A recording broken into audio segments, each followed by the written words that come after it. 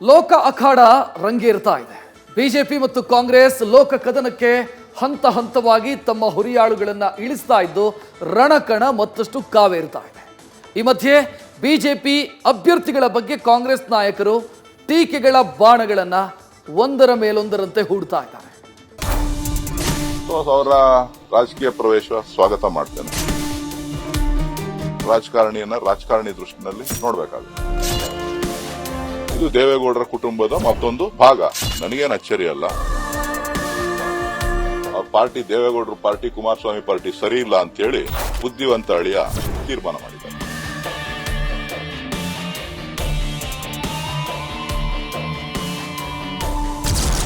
High voltage ಅಖಾಡವಾದ Bengaluru ಗ್ರಾಮಾಂತರ. Hat trick ಸಂಸದ versus ಜನಪ್ರಿಯ ವೈದ್ಯ, ಕದನ ಕುತೂಹಲ. ಬೆಂಗಳೂರು ಗ್ರಾಮಾಂತರ ಕ್ಷೇತ್ರ ಈ ಬಾರಿ ಜಿದ್ದಾಜಿದ್ದಿನ ಕದನವಾಗಿ ಮಾರ್ಪಟ್ಟಿದೆ. ಇದಕ್ಕೆ ಕಾರಣ ಸಂಸದ ಡಿಕೆ ಸುರೇಶ್ ವಿರುದ್ಧ ಡಾಕ್ಟರ್ ಸಿಎನ್ ಮಂಜುನಾಥ್ ಅಖಾಡಕ್ಕೆ ಇಳಿದಿರುವುದು. ಸೋಲಿಲ್ಲದ ಸರದಾರನಂತೆ ಮೆರೆಯುತ್ತಿರುವ ಡಿಕೆ ಬ್ರದರ್ಸ್ಗೆ ಸೋಲಿನ ರುಚಿ ತೋರಿಸಲು ಜೆಡಿಎಸ್ ಬಿಜೆಪಿ ಜನಪ್ರಿಯ ವೈದ್ಯರಾದಂತಹ ಡಾಕ್ಟರ್ ಸಿಎನ್ ಮಂಜುನಾಥ್ ರವರನ್ನ ಕಣಕ್ಕಿಳಿಸಿ ತಂತ್ರ ರೂಪಿಸಿದೆ. ಹೀಗಾಗಿ ಮೈತ್ರಿ ಮಾಸ್ಟರ್ ಸ್ಟ್ರೋಕ್ಗೆ ಡಿಕೆ ಬ್ರದರ್ಸ್ಗೆ ತಲೆನೋವು ಶುರುವಾಗಿದ್ದು ಪ್ರತಿತಂತ್ರವನ್ನ ರೂಪಿಸುತ್ತಿದ್ದಾರೆ.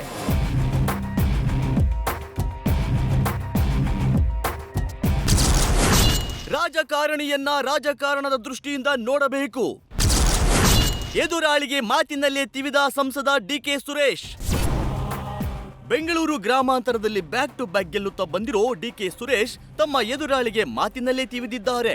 ರಾಜಕಾರಣಿಯನ್ನ ರಾಜಕಾರಣದ ದೃಷ್ಟಿಯಿಂದ ನೋಡಬೇಕು ಎಂದು ಮಂಜುನಾಥ್ ಬಗ್ಗೆ ಸುರೇಶ್ ಹೇಳಿದ್ದಾರೆ. ಮಂಜುನಾಥ್ ದೇವೇಗೌಡರ ಕುಟುಂಬದ ಮತ್ತೊಂದು ಭಾಗ. ಎಚ್ಡಿಡಿ ಕುಟುಂಬದವರಾದ ಕಾರಣ ಅಚ್ಚರಿ ಅಭ್ಯರ್ಥಿ ಅನ್ನಲ್ಲ ಎಂದು ಹೇಳಿದ್ದಾರೆ. ಅಷ್ಟೇ ಅಲ್ಲ, ಜೆಡಿಎಸ್ ಸರಿ ಇಲ್ಲ ಅಂತ ಬುದ್ಧಿವಂತ ಅಳಿಯನ ತೀರ್ಮಾನ ಇದು ಎಂದು ಸುರೇಶ್ ವ್ಯಂಗ್ಯವಾಡಿದ್ದಾರೆ. ಅವರ ರಾಜಕೀಯ ಪ್ರವೇಶ ಸ್ವಾಗತ ಮಾಡ್ತೇನೆ. ರಾಜಕಾರಣಿಯನ್ನ ರಾಜಕಾರಣಿ ದೃಷ್ಟಿನಲ್ಲಿ ನೋಡ್ಬೇಕಾಗುತ್ತೆ. ಯಾರಿಗೆ ಅಚ್ಚರಿ ಯಾರಿಗೆ? ನನಗೇನು ಅಚ್ಚರಿ ಅಲ್ಲ. ಇದು ದೇವೇಗೌಡರ ಕುಟುಂಬದ ಮತ್ತೊಂದು ಭಾಗ. ಆ ದೇವೇಗೌಡರ ಕುಟುಂಬದ ಭಾಗನ ಅಚ್ಚರಿ ಅಭ್ಯರ್ಥಿ ಅಂತಕ್ಕಂಥದ್ದಲ್ಲ. ಆ ಪಾರ್ಟಿ ದೇವೇಗೌಡರ ಪಾರ್ಟಿ, ಕುಮಾರಸ್ವಾಮಿ ಪಾರ್ಟಿ ಸರಿ ಇಲ್ಲ ಅಂತೇಳಿ ಬುದ್ಧಿವಂತ ಅಳಿಯ ತೀರ್ಮಾನ ಮಾಡಿದ್ದಾರೆ. ದೇವ್ರು ಒಳ್ಳೇದ್ ಮಾಡ್ಲಿ, ನೀವು ನನ್ನ ಪರ ಇರಿ ಅಷ್ಟೇ. ಇನ್ನು ಹಾಲಿ ಸಂಸದ ಪ್ರತಾಪ್ ಸಿಂಹಗೆ ಮೈಸೂರು ಕೊಡಗು ಟಿಕೆಟ್ ಕೈತಪ್ಪಿರೋದಕ್ಕೆ ಭಾರಿ ವಿರೋಧ ವ್ಯಕ್ತವಾಗ್ತಿದೆ. ಜನರಷ್ಟೇ ಅಲ್ಲ, ಕಾಂಗ್ರೆಸ್ನ ನಾಯಕರು ಕೂಡ ಪ್ರತಾಪ್ಗೆ ಟಿಕೆಟ್ ಸಿಗದಿದ್ದಕ್ಕೆ ಬೇಸರವಾಗಿದ್ದಾರೆ. ಪ್ರತಾಪ್ ಸಿಂಹಗೆ ಟಿಕೆಟ್ ಕೈತಪ್ಪಿದ್ದಕ್ಕೆ ಸಚಿವ ಸಂತೋಷ್ ಲಾಡ್ ಈ ತರ ಆಗಬಾರದಿತ್ತು, ರಾಜಕಾರಣದಲ್ಲಿ ಇದೆಲ್ಲ ಆಗುತ್ತೆ, ಏನು ಮಾಡಕ್ಕಾಗಲ್ಲ ಎಂದು ಸಂತೋಷ್ ಲಾಡ್ ಬೇಸರ ಹೊರಹಾಕಿದ್ದಾರೆ. ಆದ್ರೆ ರಾಮಲಿಂಗಾರೆಡ್ಡಿ ಸಂಸತ್ನಲ್ಲಿ ಗ್ಯಾಸ್ ಬಾಂಬ್ ಹಾಕಿಸಿದವರಿಗೆ, ಪಾಸ್ ಕೊಟ್ಟವರಿಗೆ ಟಿಕೆಟ್ ಸಿಗಲ್ಲ ಅಂತ ಗೊತ್ತಿತ್ತು ಎಂದು ಹೇಳಿದ್ದಾರೆ. ಪ್ರತಾಪ್ ಸಿಂಹ ಅವರಿಗೆ I know it's un unfortunate, is a good friend of mine. ಅವರಿಗೆ ಸಿಕ್ಕಿಲ್ಲ ಅಂತಕ್ಕಂಥದ್ದು ನನಗೆ ಒಂಥರ ಬೇಜಾರಿದೆ. So I wish him a good luck. ಅಲ್ಲ, ಆಬ್ವಿಯಸ್ಲಿ ಆಗಬಾರ್ದಾಗಿತ್ತು ಈ ತರ, because whatever it is, even cutting across the party, I feel we should respect everybody. ನನಗೆ ಗೊತ್ತಿಲ್ಲ ಅದ್ರ ಬಗ್ಗೆ. So I feel very sad for him. I wish because he has put so much effort for BJP and ಬಿಜೆಪಿಗೋಸ್ಕರ ಬಹಳಷ್ಟು ಹೋರಾಟ ಮಾಡಿರ್ತಕ್ಕಂಥವ್ರು. So ಅವರಿಗೆ ಸಿಕ್ಕಿಲ್ಲ ಅಂತಕ್ಕಂಥ ನನಗೆ ಒಂಥರ ಬೇಜಾರಿದೆ. ಪ್ರತಾಪ್ ಸಿಂಹ ಅವರಿಗೆ ಟಿಕೆಟ್ ಸಿಗೋದಿಲ್ಲ ಅಂತ ಗೊತ್ತಿತ್ತು. ಕಾರಣ ಏನಂದ್ರೆ, ಮೊನ್ನೆ ಪಾರ್ಲಿಮೆಂಟಲ್ಲಿ ಯಾರೋ ಗ್ಯಾಸ್ ಬಾಂಬ್ ಹಾಕೋಕೆ ಹೋದಂತ ಅವ್ರಿಗೆ ಇವರೇ ಪಾಸ್ ಕೊಟ್ಟಿದ್ರು. ಒಂದು.